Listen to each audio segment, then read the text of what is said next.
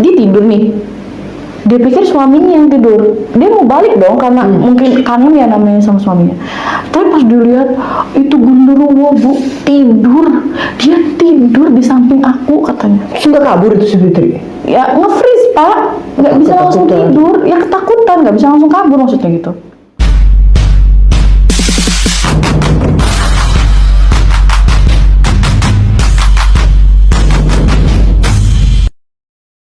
Halo guys, assalamualaikum warahmatullahi wabarakatuh. Kembali lagi di channel Pesan Terakhir bersama saya Bang Rama dan rekan saya Teh Ledi. Hai guys, assalamualaikum. Gimana kabarnya semua? Semoga selalu sehat walafiat ya.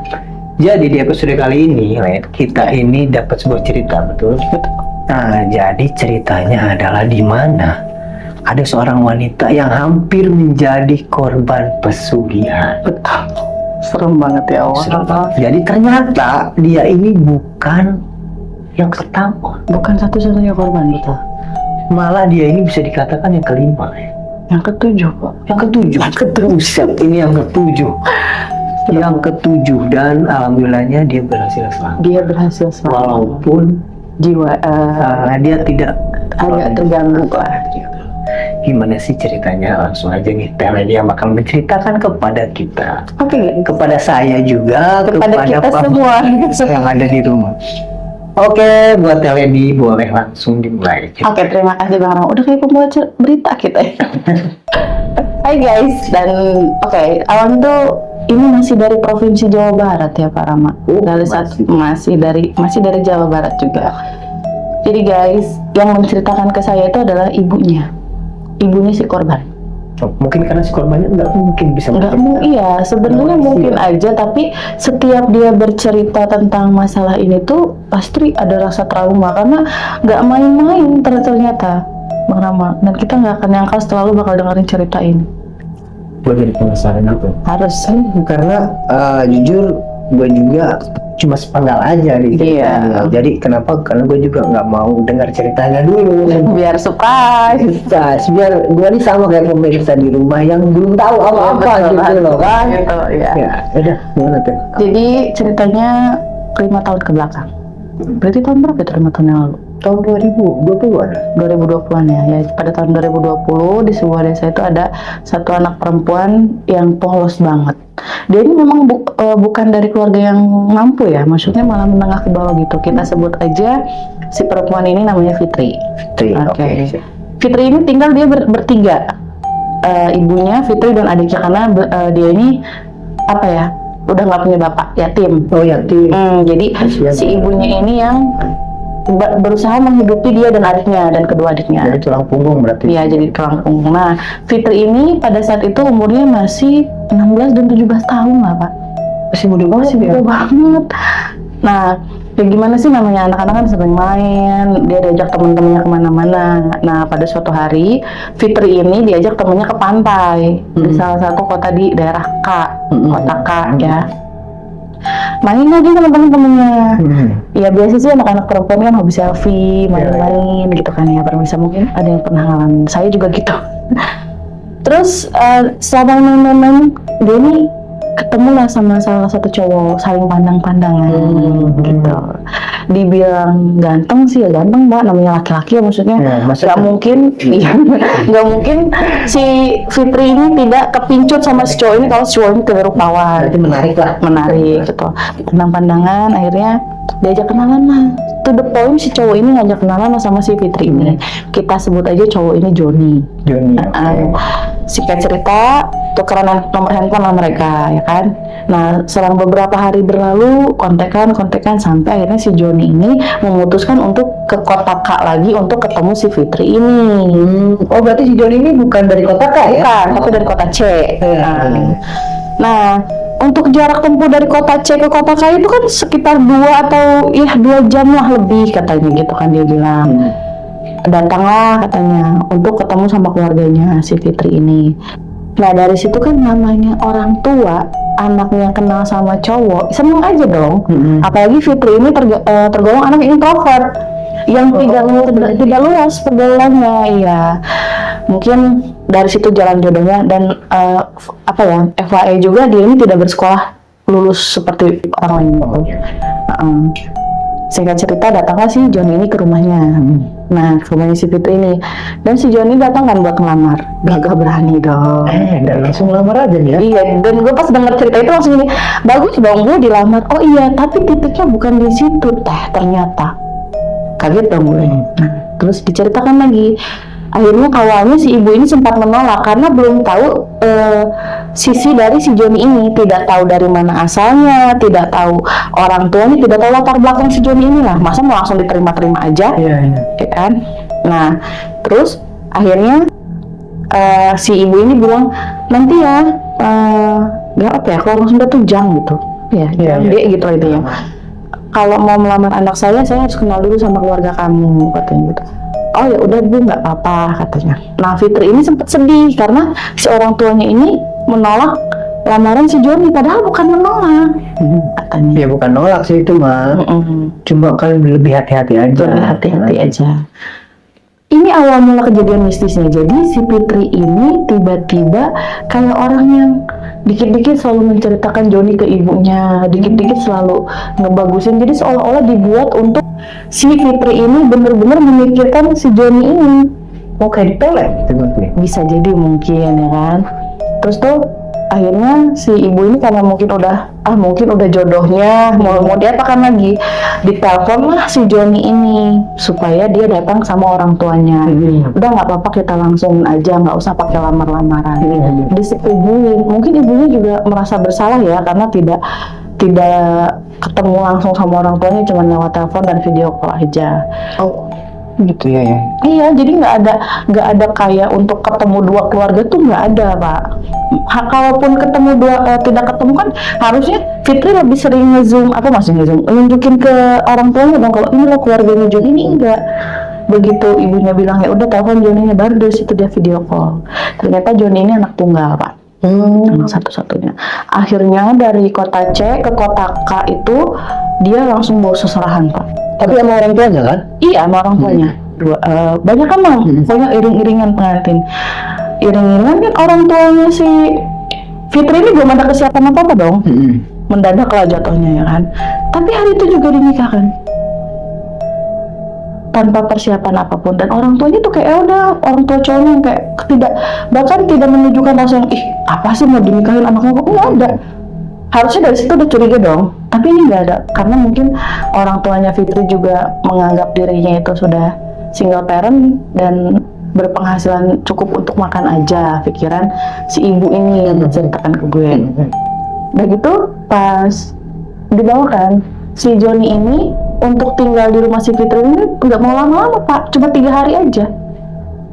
Ya mungkin karena dia ada pekerjaan mungkin di sana. Nah, kan sebelumnya juga ditanya pekerjaan anak Joni ini apa, kata ibunya Fitri. Dia bilang saya cuman mengelola perkebunan keluarga. Otomatis secara tidak langsung dia ini owner dong, yang punya usaha, ya kan. Nah, terus ibunya Fitri bilang, oh nanti aja Najoni pulang ke kota C-nya, tunggu sampai 7 atau 40 hari biar di sininya diselamatin dulu, katanya. Nggak usah Bu, saya nggak percaya yang begituan. Dia bilang oke, katanya.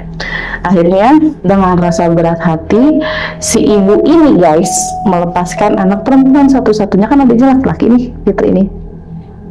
Jadi ikut sama suaminya ke kota C. Pergilah mereka, ya kan.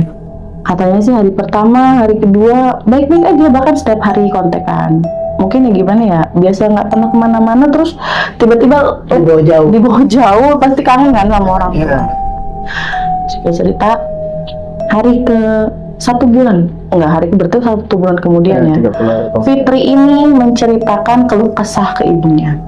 Dari Joni yang jarang pulang, Joni yang temperamental, si Joni yang tidak mencerminkan sifatnya sebelumnya itu loh, sifat yang baik, lemah lembutnya. Iya, karena dia kan baru ketemu juga sebentar, baru ketemu sekali. Dia telepon, jadi emang belum tahu betul karakternya kan. Iya betul, makanya dari situ ibunya sempat ya udah pulang aja nak kalau memang seperti itu. Tapi setiap ibunya bilang pulang tuh si Fitri ini selalu bilang nggak mau Bu, gitu, kayak seolah-olah ada yang mengikat katanya. Ya mungkin ya kan udah nikah, kecintaan. Ya mungkin dia ingin menjadi istri yang baik. berbakti. Iya, bisa jadi seperti itu. Oke, selanjutnya tuh ya, si ibunya itu setelah Fitri cerita seperti itu, si ibunya mimpi bahwa tubuhnya si Fitri ini kayak dililit sama ular. Dililit ular besar. Terus Ularnya itu warna hitam, pokoknya hitam legam, hitam tuh kan, hitam udah nggak Iya. ada ini, nggak ada hitam banget lah Terus Fitri itu minta tolong sama ibunya di dalam mimpi itu. di dalam mimpi itu. Terus karena mungkin mimpi itu dianggap hal biasa awalnya, terus nggak ada kabar dari si Fitri ini. Jadinya aku baru nelfon, mulai nggak ada kabar, mulai kayak nelfon cuman ibu sehat gitu, nggak pernah ini. Terus yang biasanya kirim uang 1 minggu sekali ini udah nggak, mungkin karena disuruh sama mertuanya, karena kan mertuanya sudah janji untuk ngasih katanya gitu kan ke ibunya. Tapi bukan mempermasalahkan uangnya oleh ibunya Fitri ini, malah mempertanyakan kabar si anaknya. Karena waktu menikah pun ternyata dinikahkan secara agama, tidak dinikahkan secara sah. Jadi tidak ada tuh identitas lengkap dari si Joni ini naruh ke ibunya si Fitri. Namanya juga orang, maaf ya, orang masih awam gitu, mungkin orang kampung, yang penting anak gua dinikahkan, anak gua bahagia gitu kan. Jadi dikasih ini ya. Iya, dan ternyata mas kawin yang ditinggalkan sama Joni itu kan ditinggalkan di rumahnya si Fitri nih, tidak dibawa sama Fitri sengaja. Entah firasat atau gimana, si ibunya ini ngecek si mas kawin itu. Ya, terus ternyata di mas kawin itu gelang sama kalungnya ternyata liantin itu ular. Oh, gambarnya. Iya, liantungan kalung sama ini tuh bentuknya tuh ular. Kayak seolah firasat gak sih dari mimpi sama itu ya? Mimpinya sama itu ya.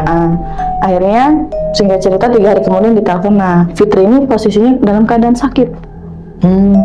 Sakit. Fitri sakit, terus Fitri bilang, aku sakit bu, demam, badanku habis, badanku kurus. Padahal kalau dihitung-hitung dari jarak pernikahan dan dia ikut ke situ tuh paling baru 1 bulan setengah. Terus kok bisa dia bilang aku sakit, badanku habis bu? Khawatir dong sebagai orang tua. Ya udah nanti ibu ke saya sana nengokin. Oh iya bu, nanti tak mintain alamatnya ke Mas Joni, dia bilang gitu kan. Tapi diminta alamat itu ya dikasih. Datang si ibu ini ke rumahnya. Ke rumahnya si Joni ini. Si ibu tuh bilang gini, rumahnya itu padahal mereka cuma tinggal bertiga, berlima sama pembantunya dan supir. Karena waktu pernikahan pun yang datang cuma berlima, supirnya, pembantunya, ibunya dan Joni, ibu, bapak dan Joninya. Tidak ada iring-iringan ramai, cuman memang seserahannya banyak. Tuh. Rumahnya megah kayak rumah di film-film itu lah. Mewah. Tapi entah kenapa si ibu ini merasa tidak nyaman di situ. Kayak seolah-olah ada hawa yang bikin dia untuk yang cepetan balik lagi. Kalau bisa anakmu dibawa.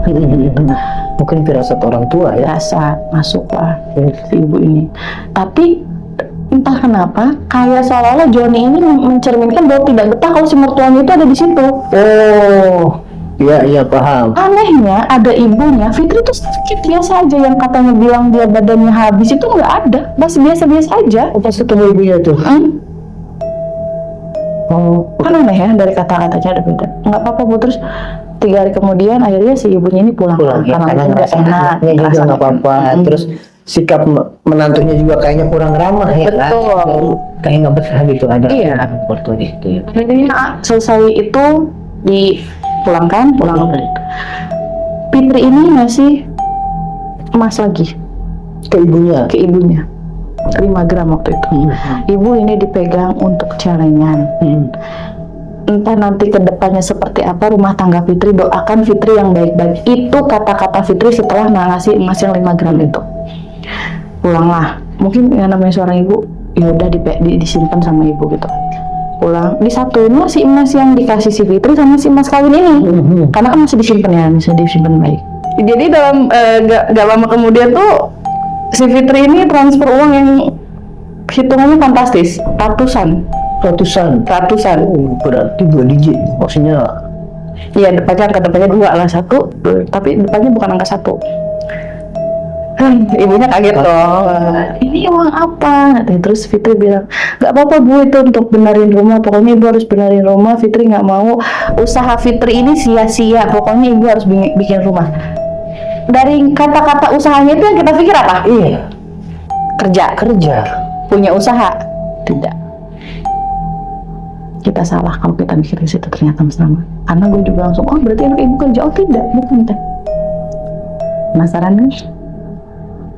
Kenapa itu?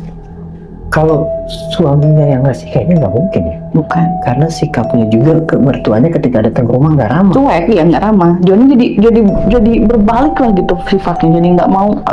Tapi Johnny bilang seperti ini, Ibu nggak usah khawatir dengan keadaan Fitri di sini. Fitri baik-baik aja. Nanti akan ada hadiah untuk Ibu. Oh, kata dia. Ternyata itu hadiahnya. Ya namanya orang tua dikasih uang kayak gitu langsung rumahnya dibagusin. Kan uang segitu lebih dari cukup untuk ngerenov rumah mereka ini. Beli kendaraan, si ibunya buka usaha.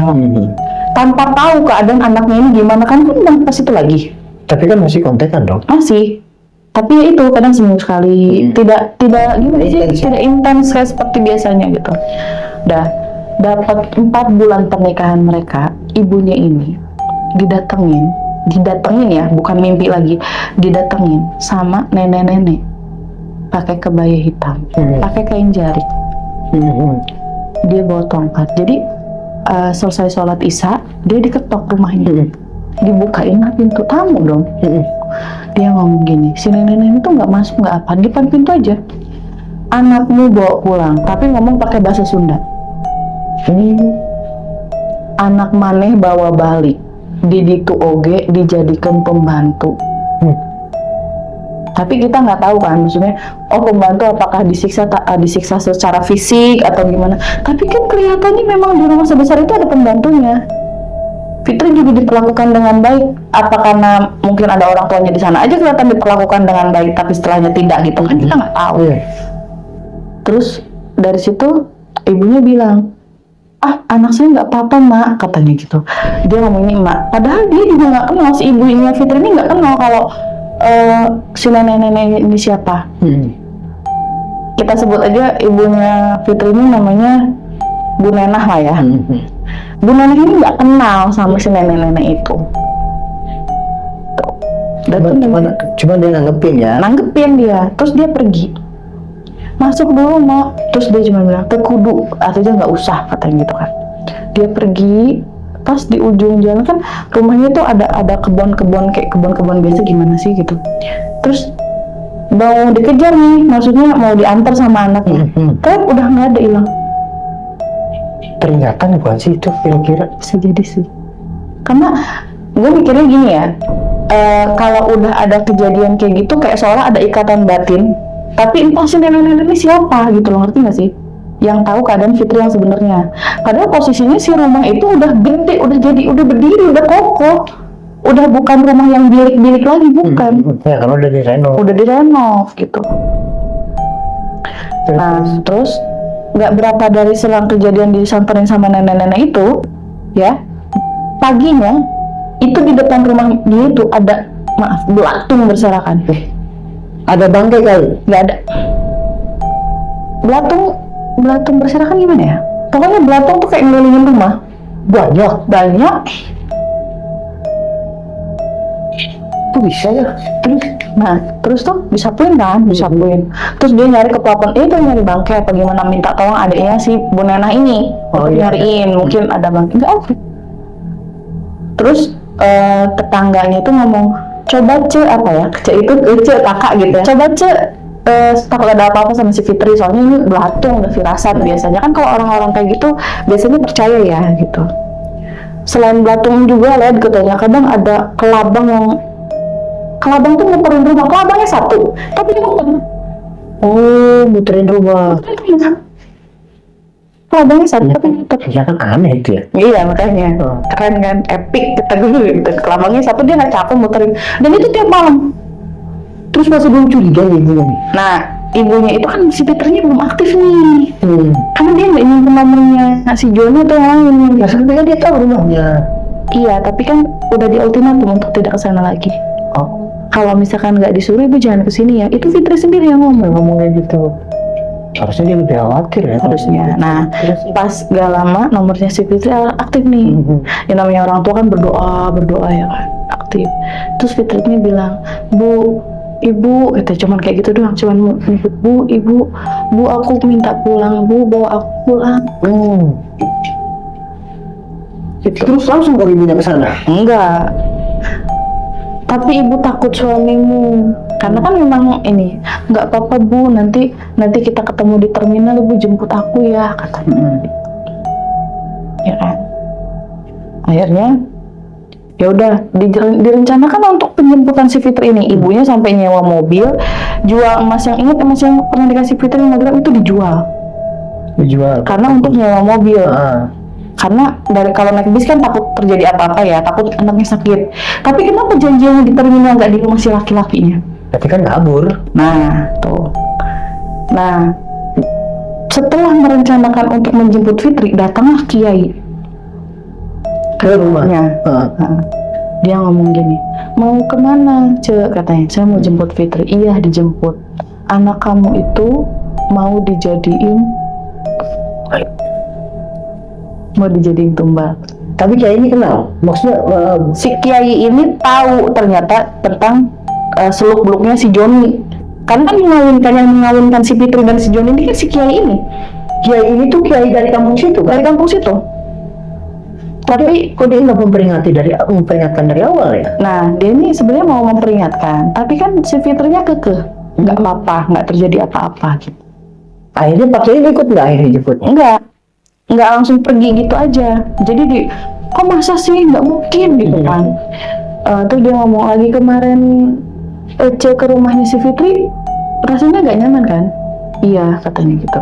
Nah, terus Ece udah mimpi kan masalah ular itu, katanya gitu. Sampai tahu gitu ya? Soalnya si Kiainya juga ngelihat dari pandangannya si Kiainya ini, si Fitri ini lehernya udah diikat, Pak. Sama ular itu? Iya. Dan si kepala ularnya itu dipegang sama sosok, astagfirullah, sosok perempuan pakai kebaya hijau, pakai mahkota. Dan kalaupun tanya sama Fitri nanti kalau ketemu, udah diapain sama suaminya? Pasti belum diapa-apain, belum dilakukan selain seorang istri. Kayak ngasih nafkah batin tuh, maaf ya, si Fitri tuh belum mendapatkan itu. Tapi memang diperlakukan baik. Jadi di sini disiksa, dalam arti disiksanya itu kayak si Fitri ini tiap malam diteror, dikasih teror yang terus menerus. Oh gitu, berarti kayak dibikin gila kali gitu, bikin stres deh. Nah itu. Nanti kan kalau misalkan si Fitri ini sudah stres, sudah setengah gila, otomatis kan orang gila bisa melakukan apapun karena ketraumaan dia. Akhirnya suicide. Nah itu. Nah, terus gimana? Oke. Akhirnya dia berangkat tuh. Akhirnya berangkat lah. Sama siapa aja? Waktu itu berangkatnya isi ibu, adiknya Bu Nena, si adiknya Fitri, sama ada satu lagi utusan Pak Kiai, muridnya Pak Kiai. Ikutlah. Nunggu lama mereka di terminal, hampir 3 jam mereka nunggu nggak nongol. Tapi aktif, si Fitri ini aktif tapi nggak diangkat. Sampai ibunya tuh ngontak kalau bilang, ibu sudah di terminal, ibu udah di sini, kamu di mana gitu. Ayo pulang, ayo kata gitu. Nah ternyata karena kesel dan greget disamperin lah ke rumahnya. Takutnya udah ketahuan sama suaminya bahwa dia Mau kabur, datang lah ya kan ke rumah suaminya. Si Fitrinya ini setelah dijemput dia kayak orang apa sih, siapa yang nge-WA ibu? Aku nggak kenapa-napa, kayak orang yang nggak terjadi apa-apa.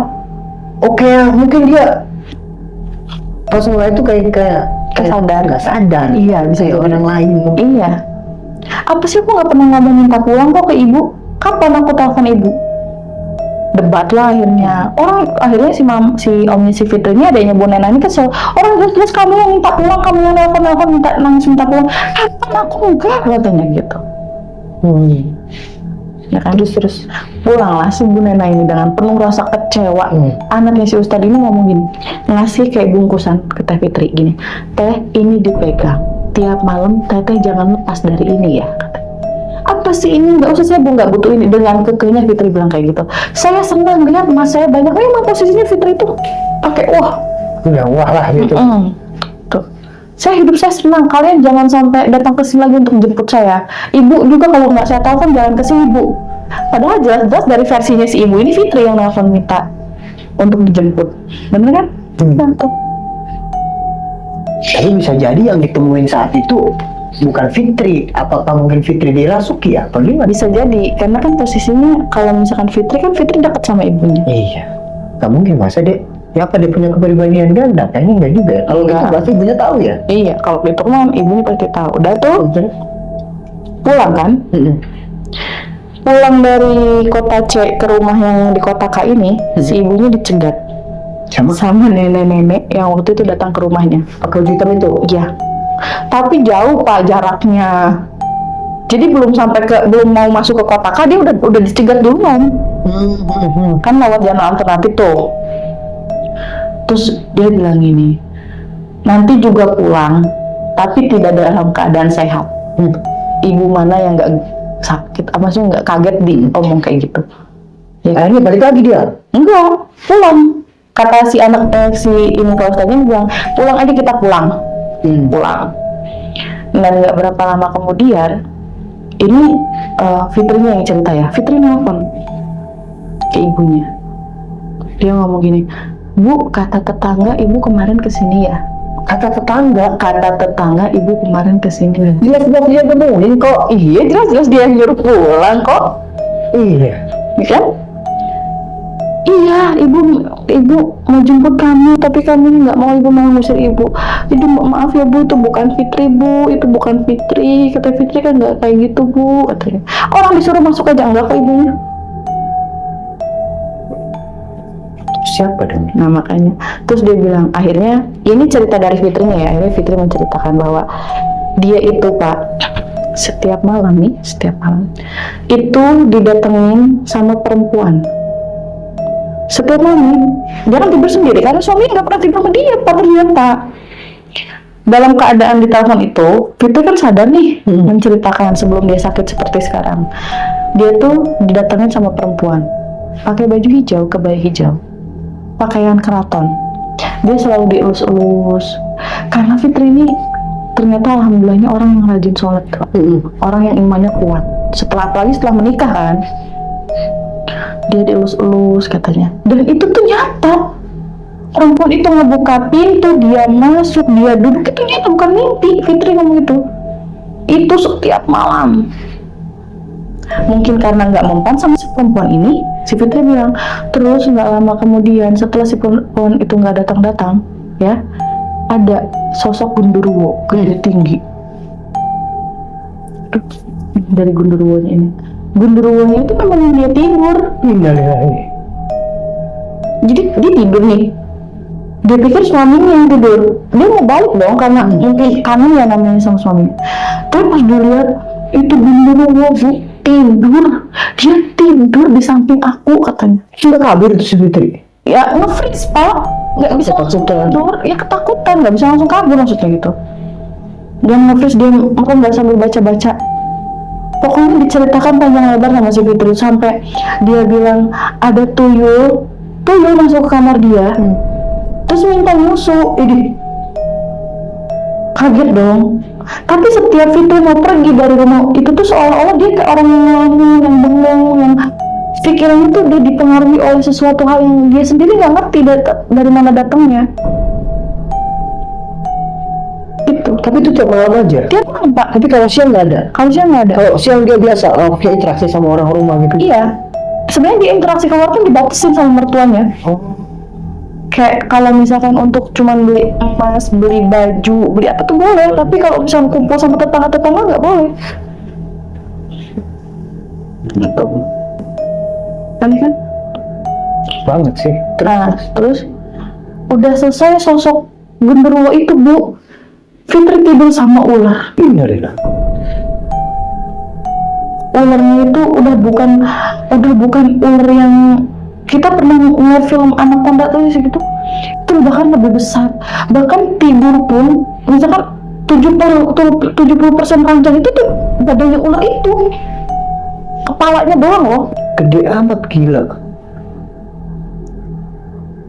Terus Itu serangkaiannya. Terus kamu mau gimana? Kata pulang ya ibu jemput, tapi tolong sadar nak, kemarin ibu datang, kamu posisinya tidak sadar. Iya bu, nggak apa-apa. Fitri pasti sadar. Fitri tunggu di terminal. oh gitu lagi aja. Gitu lagi aja. Pasti nggak ada lagi nih kayaknya nih. Coba terus. Ada pak. Oh tapi akhirnya berangkat lagi. Berangkat. Ketemu sama Fitri nih. Ketemu sama Fitri. Terus? Ketemu, tapi posisinya Fitri cuma pakai kain, tidak pakai baju. Itu pun dianterin sama polisi apa-apa gitu. Oh jadi dia sempat kabur mungkin dari rumah. Dibilang kabur iya pak, tapi kayaknya memang pikirannya ini sudah dibuat tidak sadar ketika dia keluar dari rumah. Karena orang waras mana yang mau ke terminal pakai kain doang? Waktu dia mau sampai terminal, ibunya berangkat dari kota K ke kota C ini, dia telepon kan ibunya ini, Fit, ibu sudah berangkat. Fitri cepat keluar dari situ, jangan bawa apa-apa nak, jangan bawa apa-apa, tinggalin apa yang mereka kasih untuk kamu. Dia bilang kayak gitu kan. Iya bu, iya. Akhirnya Fitri pergi mungkin dari rumah itu dengan keadaan bagaimana. Terus datang sampai terminal nih, ibunya kan sampai terminal. Tapi dari ceritanya si Fitri maksudnya pas keluar dari rumah dia ketemu sama siapa, bisa dianterin sama Enggak, polisi. Enggak, sampai situ belum diceritain sama Fitrinya. Karena kan Fitri udah nggak bisa bercerita pak. Dia cuma ngelamun, duduk, kalau ditanya juga mau kemana, geleng-geleng. HP-nya pun nggak dibawa di rumah. Karena kan posisinya cuma pakai kain pak, kain untuk gendongan, kain jari. Kayak gitu, kayak selesai mandi. Ibu ngeliat itu shock setengah mati dong, anaknya nggak kenapa-napa kok sekarang jadi kayak gitu. Kayak Ya kan? apa ya? Kayak orang yang udah nggak waras pak, mohon maaf, tapi memang seperti itu. Untungnya di situ omnya Fitri ini bawa jaket, jadi langsung ditutup, langsung dibawa pulang. Dalam perjalanan pulang, si Fitri ini selalu nyinden. Oh nyanyi sinden gue. Nyinden goyang-goyang. Terus raut mukanya kayak bukan Fitri katanya. Akhirnya dari rumahnya kan dibawa ke rumah ya. Si adeknya Fitri ini langsung jemput si Pak Yai yang waktu itu nikahin si Fitri itu. Disadarin. Ditanya, Fit, kenapa nak kok bisa jadi kayak gini? Tapi bukan Fitri yang jawab pak. Dia cuma jawab, kenapa dia bisa lepas? Siapa yang bantu dia bisa lepas? Tapi pakai bahasa Jawa halus. Oh berarti sampai situ Fitri itu masih diikat. Terus berarti pakai itu bisa lihat dong. Iya. Sosoknya. Terus dia bilang nih, kamu boleh tinggalkan Fitri dalam keadaan apapun, tapi jangan sampai diambil nyawanya, kata si Pak Kiai. Terus dia bilang tidak bisa, anak ini sudah diikat kepada saya. Sang suaminya itu. Kalau memang anak ini mau selamat, kamu harus memberikan saya gantinya. Ibunya ini greget kan, kesel, marah, emosi ngeliat anaknya seperti itu. Diambil emas, uang semua tuh digebrugin depan si Fitri. Ambil, saya tidak butuh, tapi saya perlu anak saya sehat. Baik lagi lah maksudnya. Dalam keadaan sehat gitu. Ini tuh nggak bisa pak. Terus akhirnya nggak ada perlawanan dari Pak Kiai ini? Ya cuman dibaca-bacain supaya dia mungkin pergi pak, yang ngomong ini pergi. Tapi Fitri ini menunjukkan sifat yang tidak biasa, kayak sering ngelamun, makan tuh astagfirullahaladzim. Bahkan pernah Fitri ini makan ayam mentah pak. Ini udah kayak ular dia. Ayam lagi makan, lagi dikasih sih kalau kita ngasih makan. Iya dimakan sama dia. Ditangkap, Dimakan hidup-hidup. Udah kayak bukan nunjukin. Sampai situ ibunya sampai mikirin apa dipasung anak ini, karena biar tidak meresahkan gitu kan. Tapi alhamdulillahnya warga situ tuh bener-bener yang Fitri nggak mungkin begini dengan alasan yang tidak jelas gitu kan. Akhirnya si Pak Kiai ini bilang ini, kamu nanti akan tahu lewat mimpi katanya. Dan yang dimimpiin kan ibunya nih. Dia mimpi Fitri ini pak diikat tangannya, rantai emas ini, tangan kanan kirinya diikat pakai rantai emas. Terus dia bilang, "Bu, aku sudah pulang, Bu. Tapi aku sakit, aku seperti ini. Ibu harus terima aku." Oh, di dalam mimpi itu. Di dalam mimpinya itu. Jadi sebenarnya mungkin sukmanya mungkin ya terbelenggu apa gimana? Iya, sukmanya tidak bisa dilepas. Makanya dari situ emas-emas yang dikasih sama Fitri dijual sama ibunya. Dengan harapan Fitri bisa kembali seperti Nur, tapi tidak sampai saat ini. Sampai sekarang. Terus itu Joni gimana? Nggak coba. Nggak ada kabar. Bahkan disamperin ke rumahnya pun karena tidak bisa diungkiri, Pak. Maksudnya nggak bisa bohong ya. Kalau satu keluarga dalam masalah, keluarga yang lain kan pasti kesel ya. Iya dong. Disamperin lah si Joni ini sama adik-adiknya si ibu ini. Iya, yang sama Nenek. sama Iya. Nggak ada. Bahkan keluarganya pun nggak ada. Tapi tetangga situ ngasih kesaksian memang. Katanya Fitri ini sering teriak-teriak gak jelas kalau malam. Oh, Tapi nggak berani mereka untuk nyamperin karena sudah tahu keluarga itu pesugihan. oh mereka udah tahu. Udah tahu. Tapi nggak berani ngomong sama Fitri karena Fitri nggak pernah keluar. Yang pertama itu, yang kedua mereka takut terseret. Nah, itu. Terseret mereka. Terus Fitri ini kan ternyata masih perawan ya, masih bisa menjaga keperawanannya. Itu yang diincar. Dan lagi Fitri ini mungkin bisa lepas kan kata yang tadi. Iya, karena imannya kuat. Kan imannya kuat. Ya itu, tapi ya pulang dalam keadaan Ya, tidak tapi sekuat-kuatnya mungkin ya tanpa ada ya apa namanya orang yang bantu dia kan, itu dia sendirian.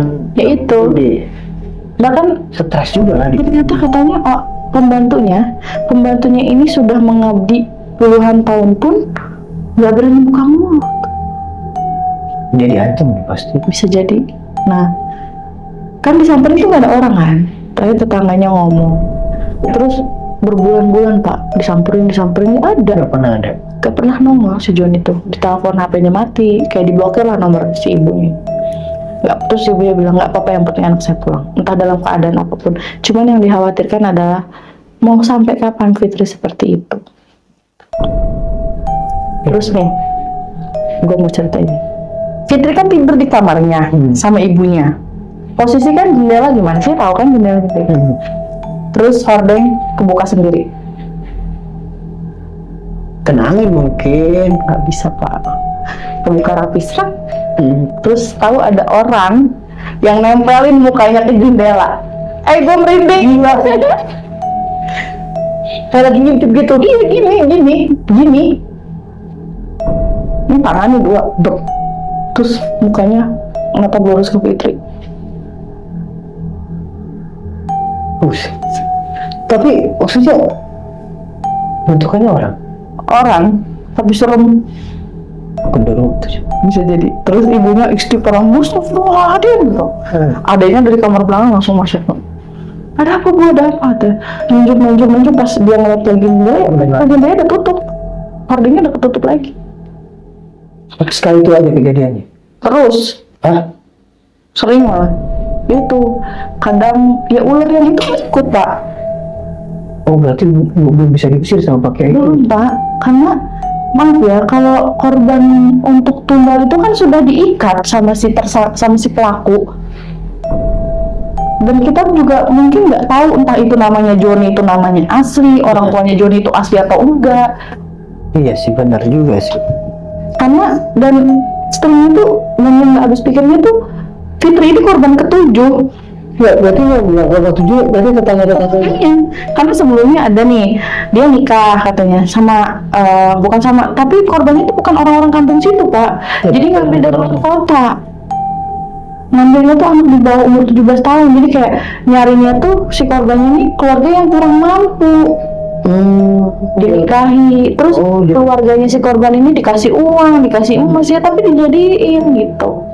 Oh berarti emang modusnya biar nggak curiga. Iya, yang terus pertama. Yang kedua biar mau aja. Gitu. Terus apa namanya, dia ini si korbannya ini kalau tidak hilang meninggal. Yang 3 hilang, yang 4 meninggal Pak. Yang 3 hilang, yang 3 meninggal karena kan kalau Fitri selamat nih. Katanya yang hilang ini bilangnya kabur sama laki-laki lain, memanfaatkan harta saya. Padahal kita kan nggak tahu kejelasannya seperti apa. Nah kalau yang meninggal ini Pak, yang meninggal ini rata-rata di lehernya itu ada kayak bekas jeratan tali, kayak seolah-olah gantung diri atau apa gitu tuh. Terus badannya pada memar, tapi di visum tidak ada kekerasan karena kan si John ini sempat tersandung kasus seperti itu kan, karena kan yang memandikan jenazah si almarhumah istrinya si Johnny ini yang sebelumnya itu dia ngomong ke polisi kayak ada cekikan. tapi ternyata nggak ada. Jadi diagnosisnya apa? Ya sakit, Sakit aja. katanya sakit aja, tapi nggak tahu selanjutnya seperti apa. Dan tetangga itu cuma ngasih informasi sampai situ doang. Ini pelajaran buat teman-teman, jangan terlalu percaya deh sama yang ini.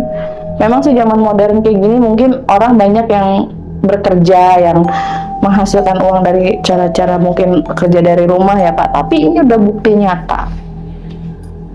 Jadi sampai saat ini Fitri masih kayak gitu. Ya masih mah gila kalau soalnya. Ya udah. Dan terornya pun masih. Terakhir teror ke ibunya sih, ibunya bilang tuh dia ngeliat Fitri terbang Pak. Terbang. Nempel di tembok terbang. Iya. Cicak. Aduh. Nggak tahu. Jadi ini sebenarnya belum ada titik terang ya? Belum sampai sekarang. Sampai sekarang ya udah Mbak, paling kita kita doain aja. Ya pokoknya juga ya doain buat Teh Fitri ini supaya cepat sembuh, Amin. cepat sadar. Karena sekuat apapun makhluk yang mengikat dia, nggak ada apa-apanya. Sama kekuatan Allah. Gitu. Dan buat ibu Nenah ya terutama, semoga ibu kuat, semoga ibu sabar buat ngurus Teh Fitrinya, semoga Teh Fitrinya juga dikasih kesembuhan sih ya, seperti balik lagi karena kita sama-sama doain aja ya, makin banyak doa makin bagus ya. amin, mudah-mudahan tidak terjadi hal-hal yang tidak diinginkan pastinya, dan semoga teror-teror itu juga cepat berlalu. Dan kita bacain Al-Fatihah buat Teh Fitri, ya mudah-mudahan dia dikasih kesembuhan. Bismillahirrahmanirrahim.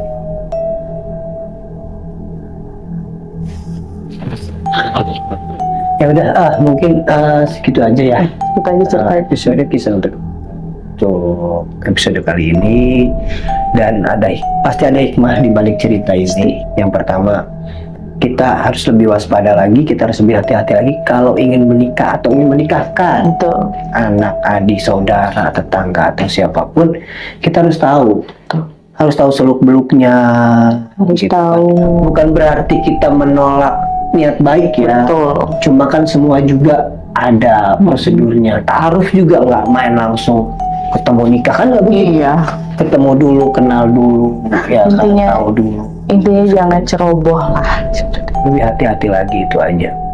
Apalagi kalau bisa di pernikahan awal itu kita harus lebih mengenal dan lebih banyak interaksi kan. Interaksi, kita tanya, takutnya ada kejanggalan. Betul. Ya udah, cukup sampai sini aja. Mungkin kalau teman-teman ada yang punya kisah mistis yang mau dibagikan, yang mau diceritakan kepada kami, bisa banget. Ada nomor WA admin di deskripsi ya. adminnya pas respon ya teman-teman. Nanti untuk konfirmasinya adminnya yang telepon, jadi tidak chat lagi Pak. Jadi teman-teman cukup bilang nama, dari kota mana, nanti inti ceritanya apa, nanti adminnya langsung telepon. Karena kalau misalkan lewat chat itu kadang suka ketumpuk. Iya. Jadi nanti via call nanti kita catat. Oke. Ya udah, cukup sampai sini aja. See you, bye bye. Assalamualaikum warahmatullahi wabarakatuh.